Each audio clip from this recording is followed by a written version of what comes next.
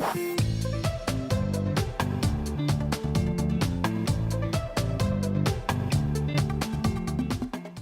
for everybody watching, I wanted to introduce Mary Chobanian. She is a former admissions rater at Harvard Law School, at Barnard College, at Dickinson College, so long line of history working in admissions. And now she's a full-time college counselor with Ingenious Prep. So we're super lucky to have you. And yeah, if you just want to start off by telling us a little bit about your career path and how you ended up where you are. Sure. Thanks so much, Casey. So yes, I'm Mary Tribanian. I'm a senior counselor at Ingenious Prep. I started in secondary education, actually, as a master's student who taught in public high schools outside Philadelphia. I became passionate about education, specifically equitable access to quality education through that experience. But I moved pretty quickly into undergraduate admissions for the opportunity to explore education outside the classroom. I was involved in education policy, strategic planning and enrollment management, admissions volunteer programs and event coordination, transfer admissions, partnerships with nonprofits, community-based organizations, and actually community colleges as well, programs in support of college access for minoritized and underprivileged students, for example, Native American students, documented and undocumented students. I also worked a lot with international students. So as Casey mentioned, I worked previously at Dickinson College and with Barnard College and actually UC San Diego as well. The opportunity to work at Harvard Law School, or HLS, resulted from my enrollment in a graduate program at Harvard Graduate School of Education. So I was an intern at HLS who not only reviewed applications, and hundreds of them, but I also had the ability to interview candidates, attend meetings, and support on-campus programs during my time. I also maintain my relationships with the HLS JD admissions staff to this day. So that's a nice plus.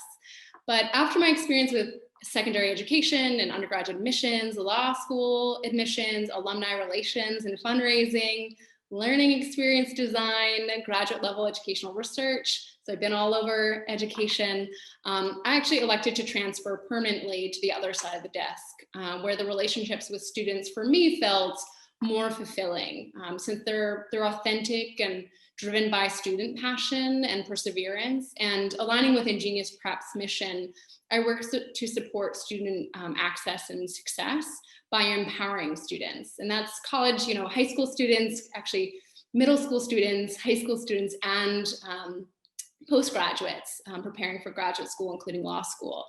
And so I thankfully no longer play gatekeeper at a selective institution and instead open doors for students. Yeah, that's incredible. Thank you so much for sharing that. And it's really cool to hear about your history with education policy. I studied public policy in college, so super policy wonk. So that's really cool to hear that we have that shared background. And if we had another hour, I'd want to ask you all about those questions as well. But I guess I'll stick to the law school thing for this time around. But yeah, so just I kind of like to start these off with a somewhat fun question. So if you had to pick a few words or perhaps a phrase to describe your admissions philosophy, either when you were a reader or now as, like you said, you're opening doors for students, what would that be? Sure. Certainly as an admissions officer, one thing I want to highlight is holistic review. I'm not sure, and I feel pretty comfortable to say that a lot of pre-law students are familiar with hearing that, particularly because it's something that's popular amongst colleges, but is also utilized in graduate school admissions, including law admissions. So holistic review is, again, this idea that an application is read cover to cover multiple times. Understanding that a student is more than just a GPA and an LSAT score. And that's to say, even from the perspective of HLS, an elite law school. So essays, research, professorial and professional relationships, experiences, background, interests, aspirations, and more really, go insofar as to, define the applicant beyond just a number.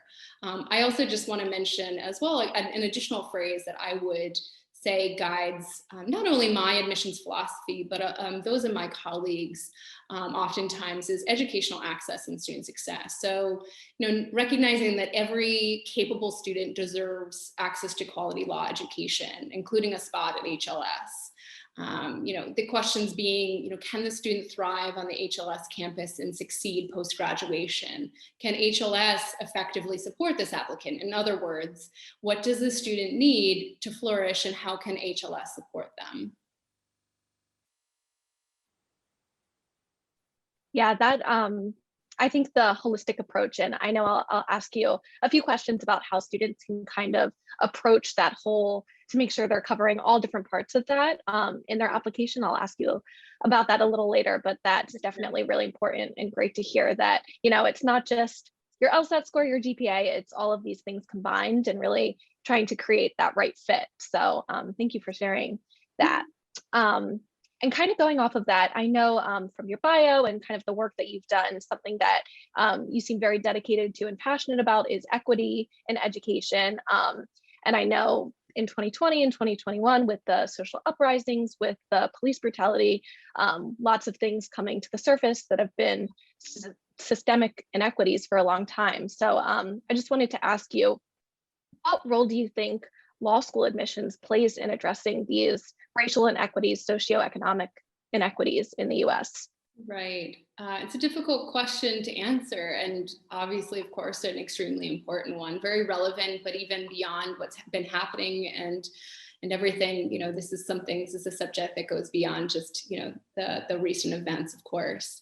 Law admissions process is, inherently inequitable in the sense that for example, Casey, a 2015 study by the Bureau of Labor Statistics found that law was the least racially diverse profession in the United States and remains among the top today.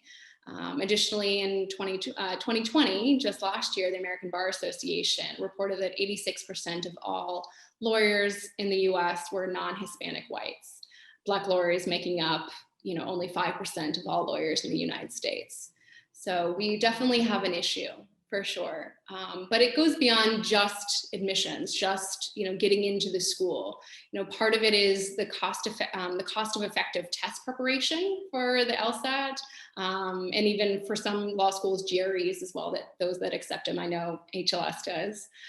Submitting applications, the cost of submission is too high for many students. First generation students, for example, are also unfamiliar with the ins and outs of the admissions process, and including key actors who can support their efforts to prepare and apply, to prepare for and apply to law school. Challenges that also come inherently with a rolling admissions process. When do I apply? Is it better to apply early or can I apply later? What are the pros and cons? And so a lot of students don't have access to that knowledge. I know that there's a lot of nonprofit organizations. I've actually connected with a few, as well as I recognize that some law schools are attempting to level the playing field and develop an equitable pipeline programs to law school. And this goes insofar as, so far as high school even, but efforts still have not extended to everyone and everywhere. That being said, internationally, for example, law firms, for example, benefit greatly from diversity, equity, inclusion, and they're a key stakeholder in providing funding for these and access to these programs. But amongst all the players in law school access, I'd say JD Admissions plays a significant role in moving the needle and confronting racial and socioeconomic inequities in the United States. Yeah, thank you for bringing up that research. And like you said, this is such a systemic problem and something that law school admissions, I think, is a part of. And now going through the process myself, I'm realizing, like you said, how many different things that, it's not just, oh, you take the LSAT, connecting with people and filling out the applications and all of those questions that you said. So I definitely agree, there needs to be solutions and innovations and changes. But thank you for going into that. And then kind of going on, the next few questions I'll be asking you, I just wanted to talk about your work experience, specifically at Harvard Law School and beyond that. And so just kind of to get into it a little bit, what is the general process? I know you touched a little bit that it's not just one person reading an application, but what does it actually look like after you send your application into a law school? Sure, sure. And I've actually, kept up to date, as I mentioned earlier, kept in touch and kept up to date with at least the HLS admissions process or the review process, because I've kept in touch with some of the senior staff in their office.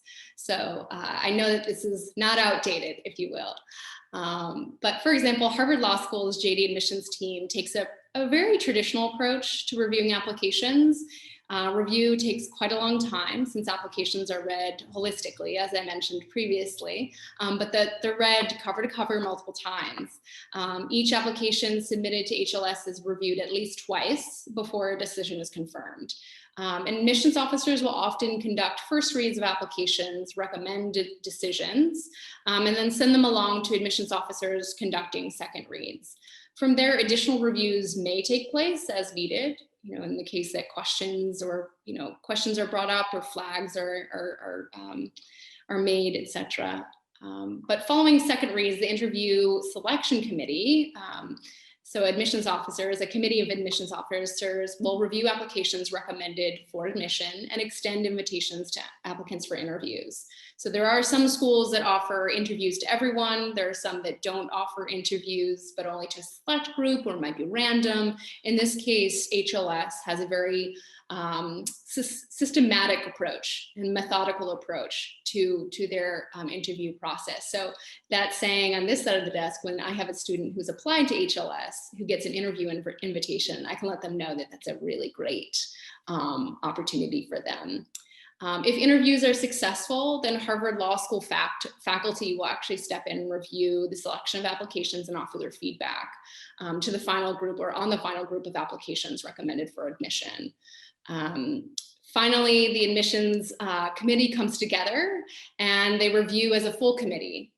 Each application is presented and discussions ensue.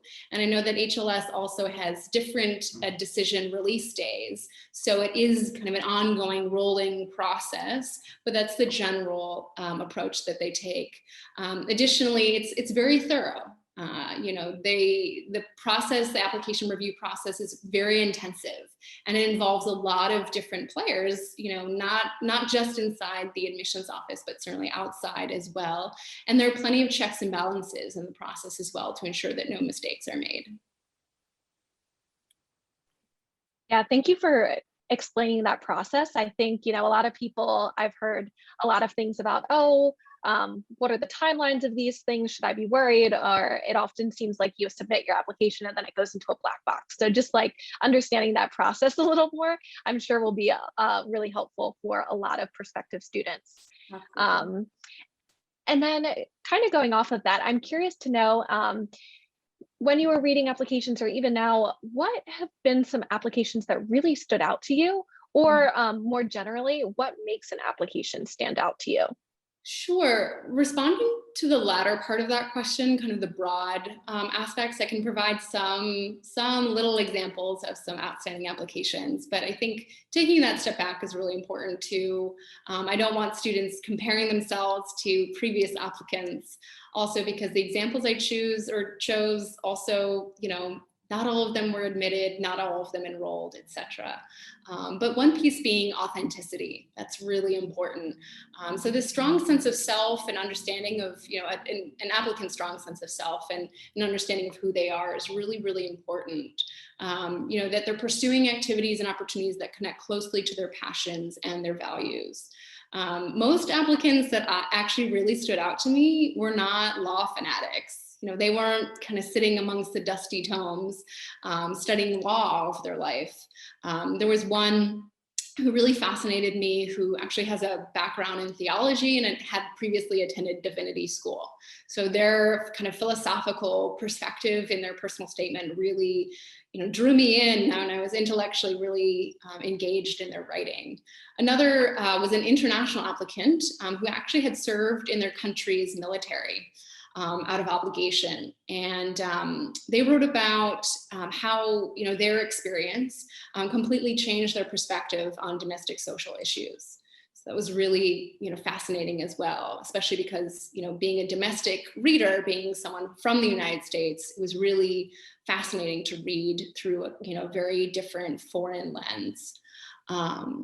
Another was someone with a multilinguistic background who had been involved in grassroots social movements in the Middle East. So it was more like by happenstance, they had found themselves taking advantage of different opportunities that came along, and they even surprised themselves, kind of realizing, wow, I realize I need to get a law degree in order to pursue what I want to pursue, but it wasn't always something that I, had thought I needed.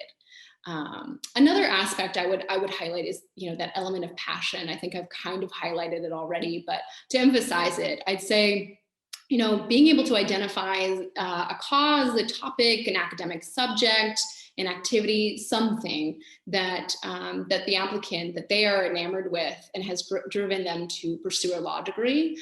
Recognizing it's not so much, the law degree, the JD is their kind of end goal, but rather I need this law degree to change the world. I need to do this. I need to get this so that I can do what I want and pursue what I love. That level of passion is very evident in some awesome, outstanding applications. I also want to highlight, of course, critical thinkers, problem solvers. These are critical analysts, people who, the outstanding applicants, kind of being able to creatively and innovatively think and, strategically evaluate different circumstances. They're well-read with good research skills.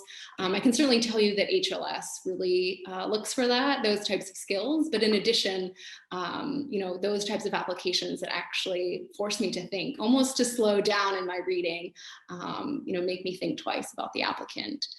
Lastly, I'll mention kind of just a basic but important logistical piece, which is, applications that really stand out to me also have a clear connection to why law. Just admissions officers were sitting there thinking the entire time, why, okay, this student is awesome, the student is incredible, they're extraordinary, but why law? These standout applicants can answer this question succinctly, effectively, and with a clear motivation to use their degree to improve society. Yeah, thank you for all of those different examples. I know I want to read some of those stories too. They sound like incredible and really inspiring. And it sounds like, from what I'm hearing, it's not only that personal story and the why law, but the JD is not an end in itself, but an end to another goal, and just one step along their ideas for what they want to do, how they want to change the world. So that's really cool to hear. It's not just one tract that you can really come to HLS with lots of different backgrounds and perspectives. So thank you for sharing all those stories with me. Great. So you've kind of answered this one, but so when reading applications, actually, yeah, since we have a limited amount of time, I was going to ask you the specific qualities that Harvard Law School looks for when they're looking for applications. So I know you just kind of answered that to a large extent, but is there anything else you would want to add to that question? It's great, yes, I kind of already answered it, but I would actually, thinking specifically, Casey, to HLS, and I think a lot of top law schools in general, two key characteristics or qualities that students should really be thinking about in preparation for law school and, while putting together those law applications is firstly a skill in self-reflection. So, again, that question of why law law school now also is a question that comes up a lot, like why now? Why can't it be later? And so this really, it's that strong sense of self-awareness, that ability to reflect on your values, your, why you're doing what you're doing, why you love what you love, etc. So recognizing that each applicant has an authentic, path toward law, and applicants have to demonstrate an ownership of that path. Not an embarrassment or a shyness or levels of uncertainty, but really being able to own their sense of self is really important. I'd also just, again, logistically like to share, and I think this is important to add, is, a demonstration of strong writing skills. That is definitely something that HLS highlights very much. They take seriously, the experience that students have had in doing any level of, writing or having written or are currently writing any theses or dissertations, academic research, whether in undergraduate or graduate school. That writing ability, certainly beyond, research and dissertations or theses, et cetera, big research papers, can go beyond and into, kind of a demonstration of transcript or the personal statement, the optional or supplemental essays, et cetera, testing can all reflect levels of strong writing skills. But it's really, really important. And letters of recommendation, having a professor, for example, be able to speak to your writing skills. Writing skills are important, that HLS is looking for them. It's important for a current law student. So recognizing that this student already comes well equipped to, achieve at that high level, to write academically at a high level is really important. So something that HLS will look for in an application. Yeah, that sounds incredibly important. And I'll have to go back. I had a professor in college who said the same exact thing almost. He was like, my students come back to me and they always say, like, thank you for teaching me how to write. He's like, that's the one skill you'll need, whatever job you're in, whatever you're doing. So I'll have to go back and thank Dr. Denemark for telling me to improve my writing skills. Really important. Yeah, that's great. And then kind of switching gears a little bit, but still talking about HLS. Obviously, Harvard Law School is one of the top programs in the country, incredible opportunities and resources and faculty to work with. What would you say to students who maybe are nervous about applying or don't think that Harvard Law School is an option for them despite being qualified? What would you say as advice for them? Absolutely. That's a great question. And, certainly being on this side of the desk as a counselor is something I confront and work with, these students often.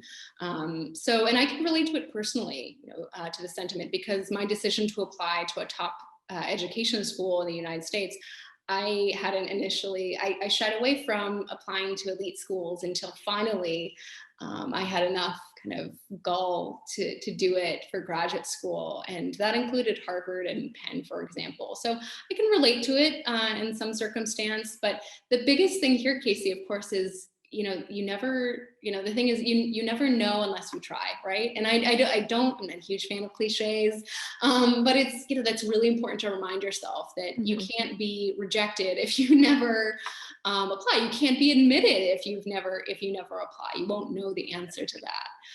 And imposter syndrome, which is, kind of what we're bouncing around, or we're walking around, this sense of feeling inadequate is real, and it is extremely discouraging. And, imposter syndrome, which is, I'll loosely define it as, doubting your abilities and feeling like a fraud, like you don't belong, like you shouldn't be applying to HLS. Even if, every one of your peers, your mentors can tell you, and you can recognize that you are qualified. Your test scores, for example, demonstrate that you're qualified. Is a sentiment often, of course, felt by first-gen college and law students, as well as individuals from underrepresented and underprivileged backgrounds. I think it's important to mention that. But I would say, speak with current students and or alumni about their experiences, especially if their background and or their experiences mirror your own. So for example, HLS JD admissions team, they can help you help put you in touch with students and alumni so that you can converse with them. And oftentimes that level of kind of communication with a student especially, but sometimes even with alumni, you feel the pressures off. Asking them, as a student who is sharing this level of experience with their, admissions process, their time at HLS, you can feel a sense of connection with that individual, and then feel a stronger sense of comfort in their story that hopefully in many ways can empower you.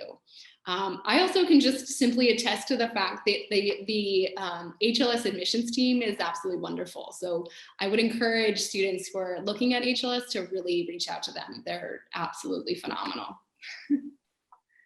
Yeah, I also agree with the sentiment, like you can't get rejected, you can't get accepted unless you try. So I think that's a really We often forget that, but at the end of the day, it's very true. And kind of just a follow up from that, do you have any advice for students as they approach maybe former students or current students, just on how to connect with them and how to learn from their experiences?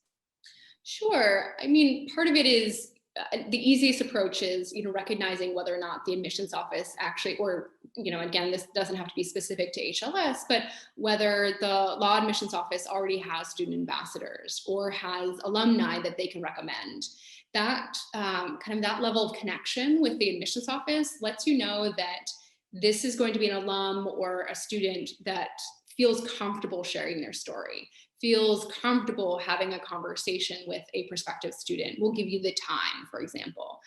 Sometimes it can feel a little uncomfortable if you blindly are connecting with an HLS or a law alumni or a law student, because they might be super busy, they might not want to share their story, they might not be able to share their story in some cases, they might not be comfortable sharing it.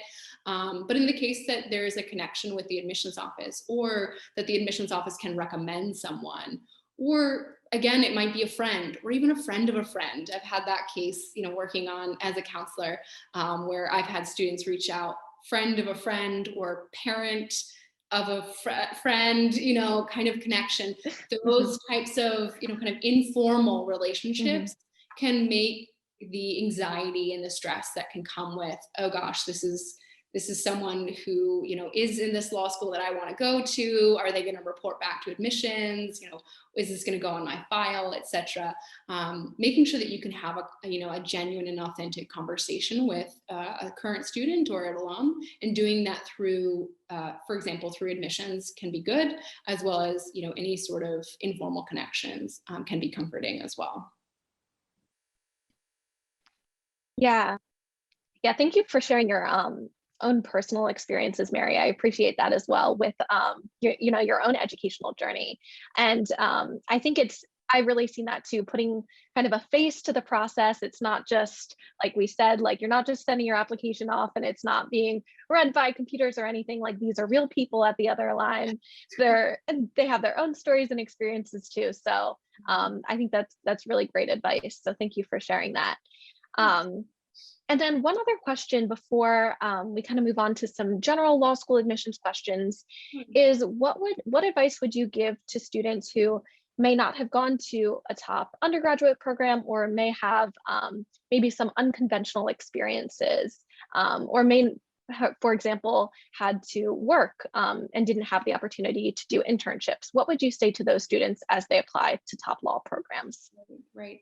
And of course, keeping in mind, Casey, in response to this question, that this is coming from my HLS background. So I can't speak to every and any, other type of top law school, but I feel comfortable sharing that there's a significant number of HLS applicants and, therefore admitted students who did not graduate from top undergraduate programs, and countless applicants and admitted students have very unconventional experiences. I think, one thing I recognize working with HLS admissions is they really love a student's authentic story. So being upfront and honest about, your path, and again, owning that path to the law degree is, honestly could be your greatest asset. HLS prefers students with work experience. It's a greater challenge. You're up against a greater challenge if you have just graduated from college. And HLS is pretty honest and open about that. They prefer students that have some work experience, and that is students who've taken time off, after college to pursue their passion through work, through employment, through research, through military experience, through volunteer work, etc., and so forth. It's really about individuals who are pursuing these passions, and demonstrating that they have experience in these real world issues, these passions that they have, etc. So honestly, a unique experience will help you stand out, among other applicants. So coming from not top undergraduate program, it's not disregarded by HLS, and those unconventional life experiences, if anything, are just, they can be a real asset again to your application, help you stand out. Yeah, and that actually leads really well into my next question, which we've kind of discussed a little bit at the beginning of this interview, but what role do you think storytelling plays in someone's personal statement and other essays, diversity statements, and kind of what tips or suggestions do you have for crafting that authentic story that someone wants to tell? Sure. It's a great question. And I love that you use the word storytelling. As I share with my prospective law students, your application must be three things. It's cohesive, coherent, and compelling. Hopefully that can be easily remembered, but it's something I share a lot. The narrative or story should be authentic, and I know I've used that word more than once in this interview. But authenticity is key, really. But it should be authentic as it weaves together your experiences, your values, your qualifications, your passions, and your aspirations. A personal statement and supplemental essays should highlight an important piece of your story, not your whole life experience, but a piece of your story, a key component, but should also explicitly address, the questions of why law now. Sometimes that gets double underlined in committee, why law now? Why does the student have to go to law school now? And then, of course, why X law school? That's really important as well to a number of top law schools. Before you begin drafting a personal statement, and I say this also as, simply as an educator, be sure you self-reflect before you sit down and write, before you decide on your topic, before you even honestly look at any prompts. Ask yourself questions about who you are and why you are that way. What values do you uphold and why? What are you passionate about and why? Why are you interested in pursuing a law degree? And what impact will it have on achieving your goals? Those why questions I ask my students all the time. So really important that you do that level of self-reflection. Also be prepared, as we know, certainly as pre-law or law applicants, be prepared to write several drafts and perhaps even start from scratch a few times. I've had some of my own students, kind of realize, I hate this essay. And it's like, I think you can't really go anywhere but all the way back in the beginning. And it can be really frustrating, but that's part of the writing process. So being open to that and being okay with that really helps you, honestly, discover more about yourself and recognize, how can I really write the best personal statement, for example, or writing written supplemental essay. Or diversity statement, for example. Find a trustworthy peer, a mentor, a professor, or a counselor who can help with the brainstorming, as well as editing processes. I say this inevitably as an educator, but also as a law admissions counselor, that having another set of eyes can be really eye-opening. They'll notice things that maybe you could never have noticed before. And so some feedback that you can get from, again, trusted individuals is really important. And I say trusted because you don't want someone who's going to rip your essay apart and kind of make it their own. You want to make sure that this is going to be someone who recognizes the impact of this essay, right, or these essays. All of this means that you need to begin writing early. You need to begin the process early. So procrastination is not your friend. And if anything, try to trick your mind. Tell yourself that in order to kind of ease the anxiety that comes with putting together applications and submitting applications, that you can avoid that by again beginning this process early. So leave yourself adequate time for drafting and revising. Yeah, I think that's great. And I'm sure this video will be posted soon. So for those of us who may be applying next cycle or even a few cycles from now, I think great advice to hear at this point in now. So start reflecting now is what I'm hearing, and thinking about how to craft those essays well ahead of time. That is absolutely great advice. And you've also talked about this kind of the cohesiveness of an application, since there's so many different parts. It's not just your LSAT, it's not just your GPA, it's all of these different things to make you an applicant. And so I was kind of wondering, how do you take all of these different aspects and create a compelling application overall? I know some students may, like you said, try to put everything in a personal statement or think that they have to. So how do you kind of take all those different aspects and make a compelling story? Sure. It's really important keeping in mind that the entire application tells a story. So, if you are really focused and you're narrowed in on that essay as like, this is going to be like who I am, my story, inevitably the rest of the application will still play a part, even if you are focusing on that one thing. So regardless, just be mindful that the broad perspective is essential, that you have to take that step back. Maybe sometimes it requires, again, a trusted peer, a mentor, a professor, etc., someone who can help you in taking that step back. But it's inevitable because as an admissions reader, as an admissions officer, we are reading the entire application, cover to cover multiple times. And so that essay is just one component. The diversity statement is just one component. It's actually usually at the end of the application. So it's really important that there's a recognition that it's multiple parts that tell the whole story. And the key to combining the different aspects of an application, as well as combining the various facets of your personality, is by establishing, for example, an application persona. I'll say application persona because the term is used actually by Ingenious Prep. However, I've also heard it referred to as a personal narrative. And again, these are successful applications. So the application persona is not a secret to success. It's not like I'm revealing something here, but it's actually, it's most certainly a key to creating a cohesive, coherent, and compelling application. The application persona is kind of like a brand. It should be, sincere, distinctive, memorable. You want to be honest about yourself, to stand out amongst other applicants, and for admissions to easily and excitedly recall your story. So the persona should only be like a phrase or two. So keep it concise. And again, that plays into making sure that all components of the application kind of lead and connect to that persona, and also that it's memorable, that the admissions officer after reading can be like, okay, so-and-so is this. So examples, I think sometimes application persona or personal narratives, it's kind of like, whoa, she's going to give us a secret. She's going to give us tell us the phrase for every applicant. That's kind of the important piece there. But examples include, like cross-cultural legal communicator for the voiceless. That was one that I've had a student use.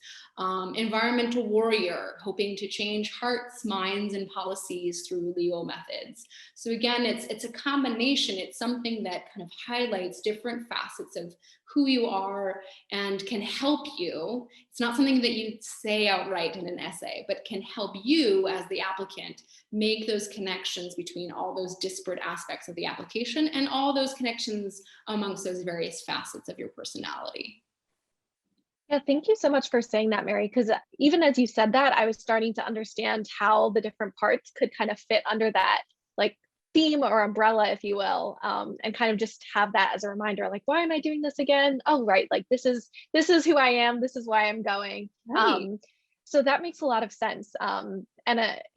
It's funny, like the secretness, and you're like, no, this is just it's right here, everybody can do this. It's just finding your own voice, it sounds like. And then kind of going off of that in a little bit of a different direction, but I know a lot of law schools pride themselves and want to encourage public service. I know personally, I want to pursue labor and employment law. And so what advice would you have for students who want to go into public service, but are nervous or worried about accruing a lot of debt while in law school? Yeah, that's a serious concern, of course. And I've had that conversation a lot with a lot of students. And if you want to pursue a career in public service, honestly, props to you. That's phenomenal. The public is deeply grateful, and I'm deeply grateful as an extension. So, if you make this decision before or prior to enrolling in law school, then do your research on financial assistance in tandem with research on law schools. It can be really hard when you've already made that list of schools and then you're thinking about financial assistance, because it might not match up in regards to scholarship opportunities, financial aid packaging and how they package, alumni outcomes, for example, what alumni do or graduates do in terms of public service, where they are and how they might be able to support you, and what advice they could give you as well as a postgraduate. So it's really important that you do that work, if you can, to do it in tandem so that they kind of inform one another, rather than picking these schools that might not have great financial assistance or scholarship opportunities, for example. Regardless, there are organizations actually, including, and this is thinking domestically, but that there are organizations, including state bar associations, that have established or are currently establishing programs to support student loan assistance for public service. So it is a recognition amongst professionals, amongst law professionals, that this is really important, to continue this endeavor and this pursuit toward public service. So it's imperative that you explore these types of options and opportunities. And again, resources being, as much as you want to connect with admissions or JD admissions, connect with their financial office, connect with, current students, or I would say recent graduates, more so than the later graduates. They can really provide you with honesty and frankness in their experience. But I'd also say be upfront with the law school administrators. If finance is an extremely important aspect to your education, be honest and upfront, and don't shy away from asking those questions. I say that partially because out of personal experience, it can be hard to talk about, how can you fund me? How can you help me? How can I make this affordable?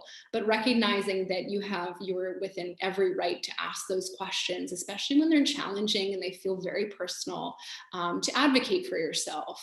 And for your future, and honestly, in many ways, for the future clients with whom you work, recognizing that you can successfully enter into public service law and do it without an overly significant financial burden. Yeah, and apologies if my video ever freezes. I've been getting the unstable internet connection, but thank you so much for explaining that. I think it's really important what you said, to acknowledge that you have to advocate for yourself and that these are conversations you can have with law schools, and thinking about that ahead of time, I think is really great advice, especially for people who are thinking about law school down the line. So huge question. So thank you for going into that a little bit. I appreciate that. And then we've been talking a lot about, the great parts of an application, what applications have stood out to you. Kind of on the flip side of that, what are some red flags that you've seen? And if so, which red flags should applicants potentially be aware of?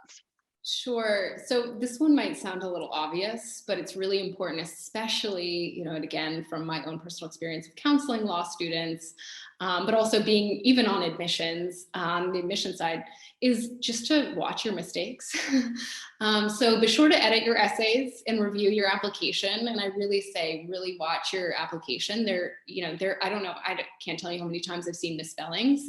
And for certain, you don't know who's going to be reading your application. For certain people, it can be like, whoa, what's wrong with this? They keep misspelling this word, or, they totally didn't review their application because this is a misspelling or a mistake here. So just make sure that you're doing that review. It might mean, if you've been looking at that application, those essays for ages, you might need someone to just look it over briefly to catch any of those types of mistakes. But this also includes mistyping a law school's name or referring to another school in your application. I can say that I saw it more often in undergraduate applications, but I've seen it in law applications, and it can be really, though it's no secret that you might be applying, if you're applying to HLS, you might be applying to Stanford and Yale, etc. But we've got our rivalries, and we want to know that you're committed to HLS. So seeing those names, it can be a little bit of a turnoff. Nothing too serious. I would say more seriously is something like inauthenticity. I know I've been emphasizing that word, but I want to double underline it here, highlight it.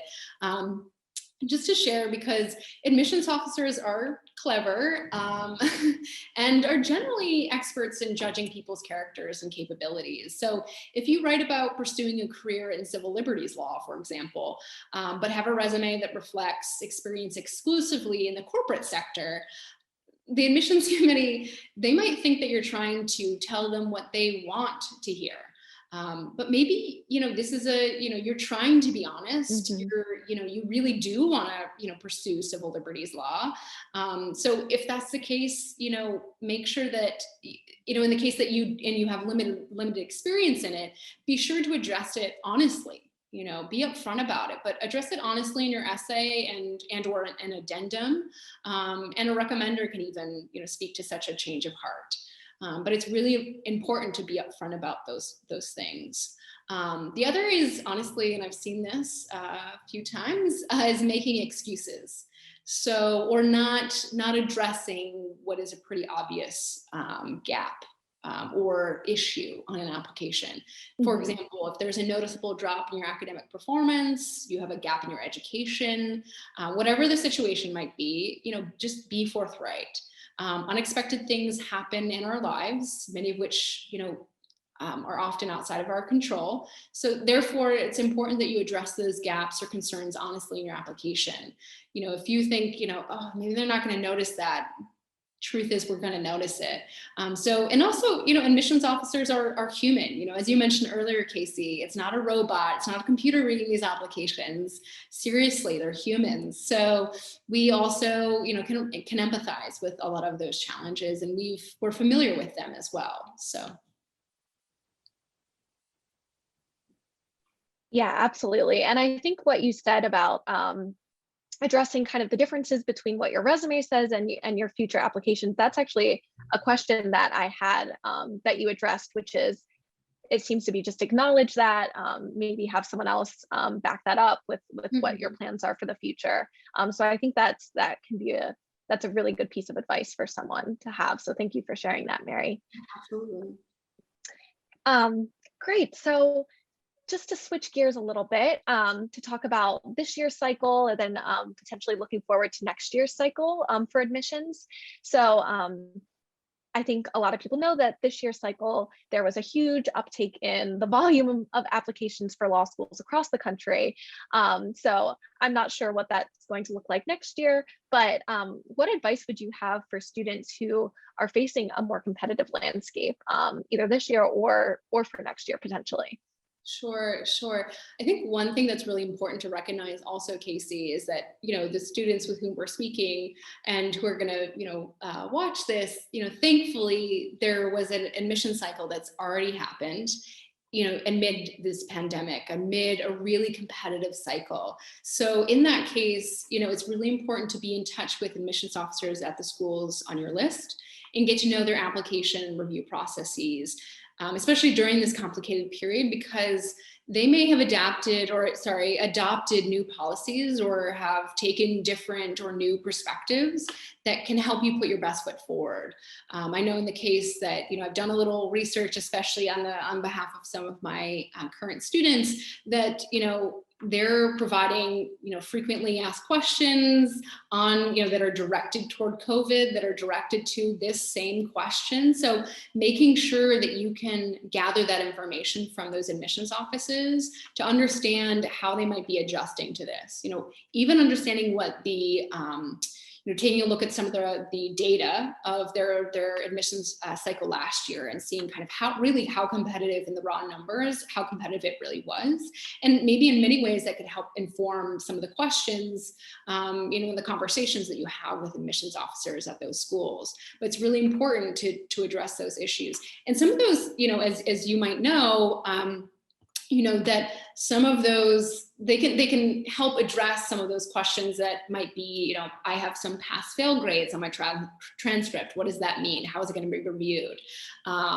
Losing a job during the pandemic, missing an opportunity to do an internship, especially as things go virtual. What does this mean? How do I let, a school know that this was part of my plan, but I couldn't continue, or I couldn't even begin because of, what's going on this year, that was going on last year, for example, as well. Also, in the case of the LSAT flex scores, versus the traditional LSAT, how is this school, how is that school evaluating them, and really getting down to, a deeper understanding of what they did last year in the last cycle. How did, what does the data look like, and what can they speak to from that experience, as well as financial assistance, recognizing that a request for financial assistance likely might be going up. And so they face some challenges, and I say they, as law schools, face some challenges last year. So they, again, can speak to maybe some new packages, some new adjustments. They can hopefully at least speak with greater empathy and understanding, for sure. But it's also important, I mentioned this early, but to emphasize the importance of, starting the process of researching schools, organizing your application early, and aiming to submit your application early in this cycle. So as a piece of advice, try to submit your application early. In other words, this is, this fall, if you're applying this cycle, so applying this fall before late November. That's generally my rule of thumb. Like, if you can, of course, it might mean that you have to tackle the LSAT earlier too. So, if you can, if it's within your ability, your capacity to do so, try to submit your application early. That means that, that as they're going through a rolling admissions process, you're in that early batch. They also are starting to barely craft their community, their first year class. So by the time that you apply later, which even could be after, if you're in the United States, after Thanksgiving in late November, but certainly after late December, they're already, crafting a class. They've got lots of applications. So the earlier, and I don't want to say the due date, just because it's like, the first applications, even the admissions officers themselves are just getting used to being back in the reading cycle. So I'd say, shoot for that early part of the fall. Again, if you can. The last thing I'll mention in terms of a piece of advice is building your college list. During this unexpected time, this unprecedented, super competitive, these application cycles, making sure that you build a balanced list is really, really important. I had some students this year who, really struggled for a long time. But thankfully I do have, all of my students got into schools that they wanted to, which is like a deep lesson. But there were moments that were definitely like, I was on the edge of my seat. I was like, oh my gosh. Yeah.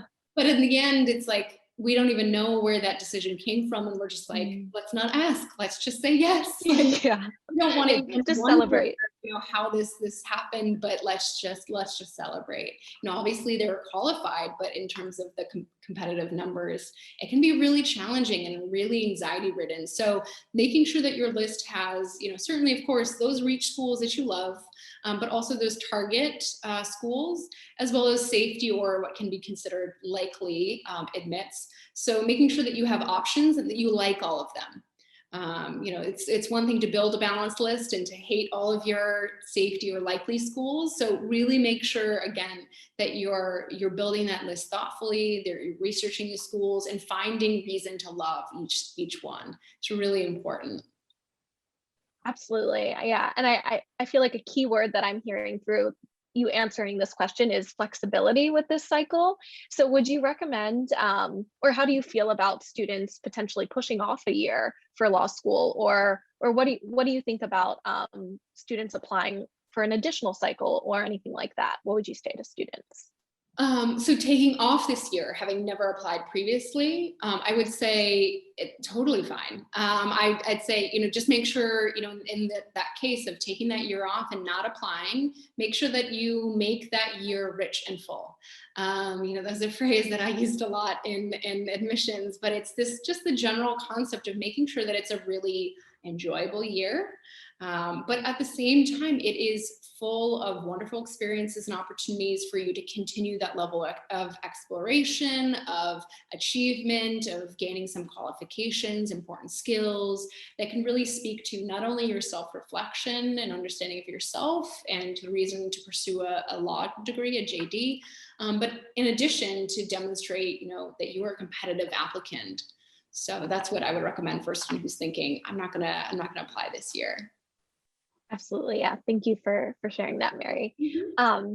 And then kind of one last fun question before we kind of wrap up. I love reading. I always love asking people about book recommendations and getting book recommendations. So in general, do you have any book recommendations for prospective law students or people that are interested in pursuing a career in law?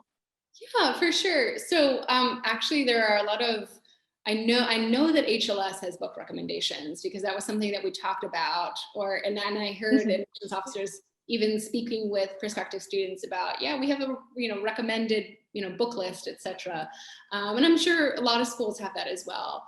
So I would, and like you, Casey, I'm also an avid reader. So, but I'm a little bit more of a fiction reader. So I have kind of practical books that I can recommend, but also, if you're a fiction reader, there are some really, really, and more than I will share, really, really incredible fiction books that can be eye-opening for, future lawyers as well. So I know one that has been really valuable to at least one of my students, one of my pre-law students, is Letters to a Young Lawyer by Alan Dershowitz. I think that's passed around pretty often. Also 24 Hours with 24 Lawyers. That's a different kind of approach to a book. So it's more about interviews and anecdotal evidence of with a law experience. That's by Jasper Kim.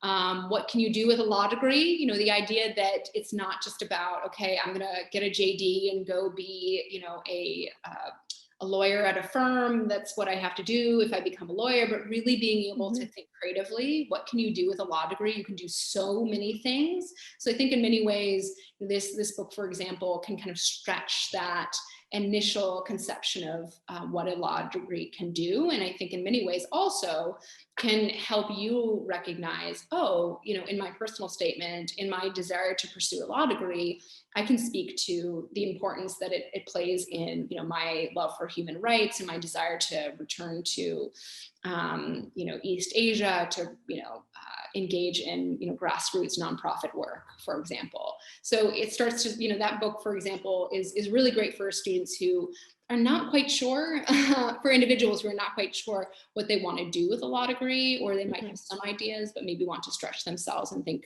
creatively. The fiction books that I love. Yes, we love fiction too. Yeah. The one that I like, I've read personally, but also has been passed around, I think, amongst a number of, actually some even of my high school students who are not even in college yet, who are already set and getting a law degree. I'll encourage them to read, fiction books, to kind of think creatively and philosophically about what one does with a law degree, or the role, law and the legal system plays in society, etc. But one would be Kafka's The Trial. I think is a really good one. It's a little humorous, but it's definitely a deep thinker, of course. Capote's In Cold Blood. I think is really, really valuable. I read it many years ago, and even at that time, I studied history in college, so I kind of thought about the law path, and that for me, that book was really, really eye-opening. To Kill a Mockingbird is another book that has a of course, that really, really important trial in the midst of its pages. But In Cold Blood, I think, is a really wonderful one in particular. A tougher read, and I am a fan of some Russian literature, but Dostoyevsky's Crime and Punishment, I think, is inevitably a classic. You'd have to be willing to sit down for a while, but really speaks to some of the ins and outs and challenges of the legal system, and even some of the philosophical questions that come with justice and the law. So I think those are some of my recommendations. I have to throw in the fiction books. Yes, I'm a little bit more of a fiction reader, and they, I think, in many ways can speak to, for a future lawyer, can encourage you to think, beyond kind of the rational aspects of the JD, but really force you to even self-reflect as well. absolutely. Yeah. I'm so excited for all of them. Yeah, I've been avidly writing them down as you go.